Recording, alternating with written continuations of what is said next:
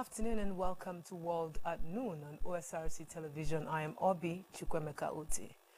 President Muhammadu Buhari has urged Nigerians to vote for their candidates of choice in the February 25 and March 11 elections, assuring them that their votes shall count.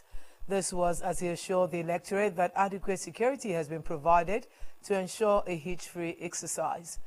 Buhari, in a national broadcast from the State House Abuja, urged citizens to go out and vote for their candidates of choice without fear. He, however, admonished Nigerians to eschew violence and avoid actions capable of disrupting the electoral processes. While announcing the new April 10 deadline for the circulation of the old 200 Naira notes, Buhari affirmed that the new Naira policy implemented by the Central Bank of Nigeria has curbed money politics. Meanwhile, President Muhammadu Buhari has directed the Central Bank of Nigeria, CBN, to release old 200 Naira notes into circulation to coexist with new 200, 500 and 1,000 Naira banknotes for 60 days. He, however, said old 500 and 1,000 Naira banknotes are no longer legal tender in Nigeria. The president, who made this known in a nationwide broadcast, directed the CBN to make the new notes available to all citizens. The president apologized to Nigerians over the difficulty experienced in the implementation of the Naira redesign policy. I am deeply pained and sincerely sympathize with you all over these unintended outcomes. To stem this tide, I have directed the CBN to deploy all legitimate resources and legal means to ensure that our citizens are adequately educated on the policy, enjoy easy access to cash withdrawal through availability of appropriate amount of currency and ability to make deposits. I have similarly directed the CBN should intensify collaboration with anti-corruption agencies so as to ensure that any institution or persons found to have impeded or sabotaged the implementation should be made to bear the full weight of the law. During the extended phase of the deadline for currency swap, I listened to invaluable pieces of advice from well-meaning citizens and institutions across the nation. I similarly consulted widely with representatives of the state governors as well as the Council of State. Above all, as an administration that respects the rule of law, I have also noted that the subject matter is before the courts of our land and some pronouncements have been made.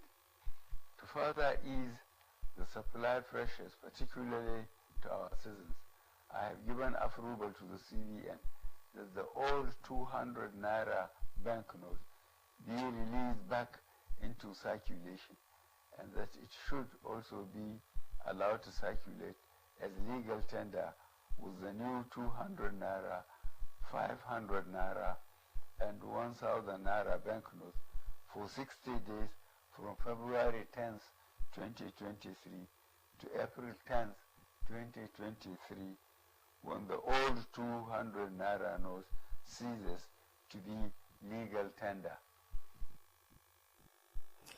Elsewhere, a senior advocate of Nigeria, Ebonlu Adegborowa, has described the announcement by President Muhammadu Buhari that only the 200 Naira banknote remains legal tender, while the old 500 and 1,000 notes are not, as a contempt of court.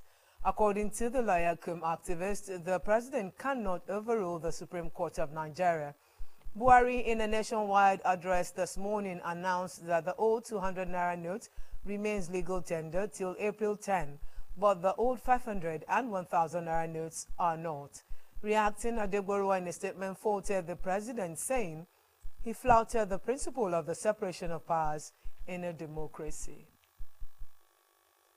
U.S. President Joe Biden, he's expected to complete a routine medical checkup today, a crucial step for the oldest ever U.S. president ahead of his anticipated fight for re-election in 2024.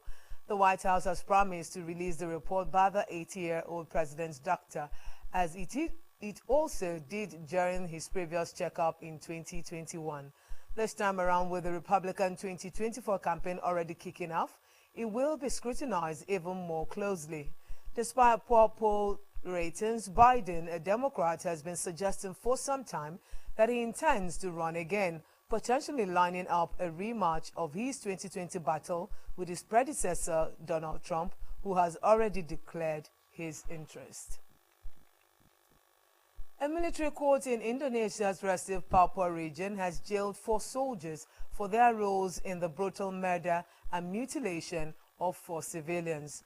The court in the provincial capital, Jayapura, found the 4 guilty of premeditated murder for the killing of the 4 men who had tried to buy weapons from the soldiers in August 2022.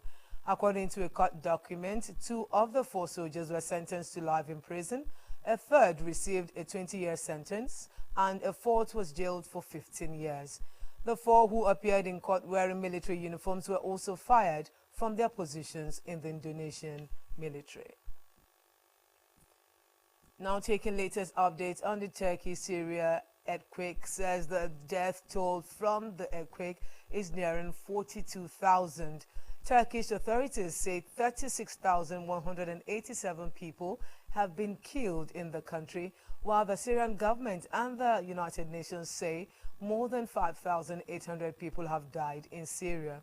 Yet rescuers are also continuing to find survivors, as a mother and her 2 children were rescued in Turkey's Antakya 228 hours after the first earthquake.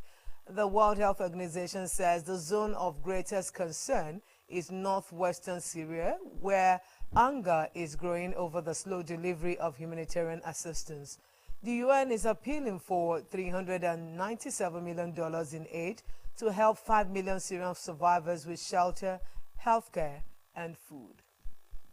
And that concludes World at Noon. Thank you for your time. Good afternoon.